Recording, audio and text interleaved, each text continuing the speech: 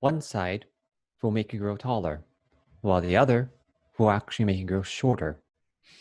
This was some of the parting advice given to Alice during her adventures through Wonderland by the hookah smoking caterpillar. Now, up until this point, she had been dealing with being so large that she destroyed a house and almost drowned in a puddle because she was actually smaller than a mouse. And this trial and journey that Alice has to go through, I love it as a great analogy to our own immune systems, or really our bodies in general.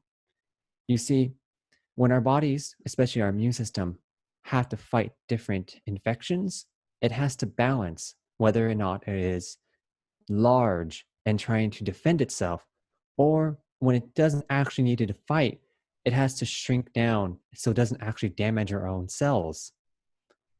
Now, that being said, my research isn't actually about how the or the immune system becomes large and defensive or becomes small and minute. Really, my research focuses on who in our body is actually that caterpillar in the story. Who's guiding our immune system to be able to shrink down or grow? And to do that, I actually employed some worms of my own, not hookah smoking, of course. And what I found, or what I wanted to research, is a particular protein found in the nerve cells of these worms.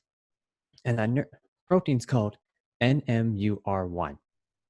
And so what I did was I looked at worms who didn't have that protein anymore in their nerve cells.